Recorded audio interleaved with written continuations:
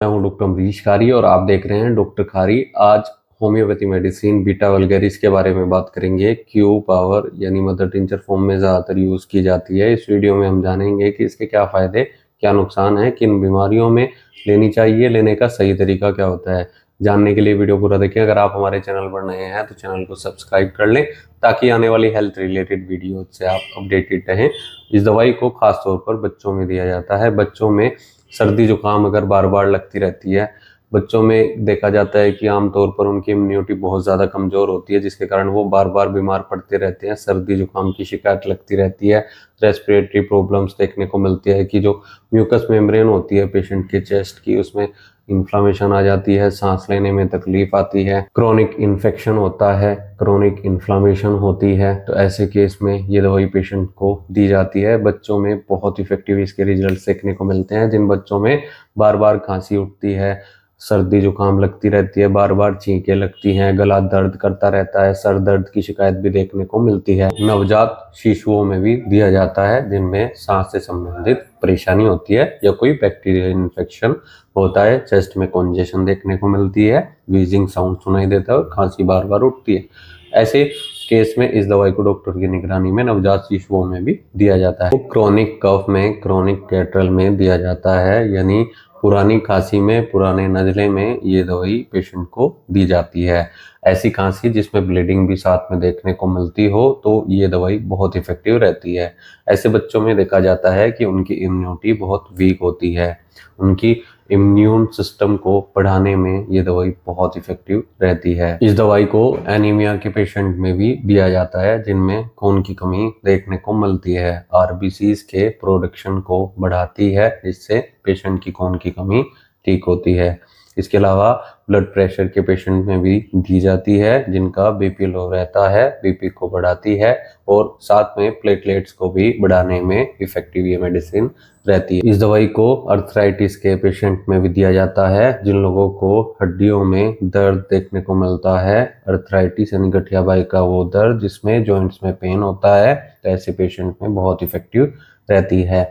इसे हम बर्न्स में भी देते हैं, ब्रूइशिस में देते हैं और ये दवाई बहुत इफेक्टिव रहती है चर्म रोगों में जहां पेशेंट को फ्रैक्चर्ड स्किन देखने को मिलती है। और हार्ट फंक्शन को भी बढ़ाने में ये दवाई मददगार रहती है, हार्ट के लिए बहुत इफेक्टिव रहती है। इसके अलावा इसे ब्लड डिटॉक्सिफिकेशन के लिए भी दिया जाता है, ब्लड प्यूरिफायर के लिए ये दवाई बहुत इफेक्टिव रहती है, टॉक्सिन्स को बाहर निकालने में मददगार रहती है। ऐसे पेशेंट जिनको चर्म रोग बार बार होते रहते हैं वो इस दवाई का सेवन डॉक्टर की निगरानी में कर सकते हैं। हेयर फॉल और डैंड्रफ के केस में दिया जाता है, कॉमन कोल्ड और कफ में दी जाती है, जैसे कि मैंने आपको पहले भी बताया है। और ऐसे पेशेंट में जो सिम्टम्स आते हैं कि नेजल में कॉन्जेशन देखने को मिलती है, बार बार छींकें आती है, आंखों में भारीपन के साथ कई बार दर्द होता है, आंखें लाल होती है और आंखों से डिस्चार्ज भी देखने को मिलती है। पेशेंट की नाक बंद हो जाती है, ऐसे केस में इस दवाई को हम देते हैं। पेट से संबंधित रोगों की बात करें तो ऐसे पेशेंट में दवाई दी जाती है जिनको एसिडिटी ज़्यादा बनती है।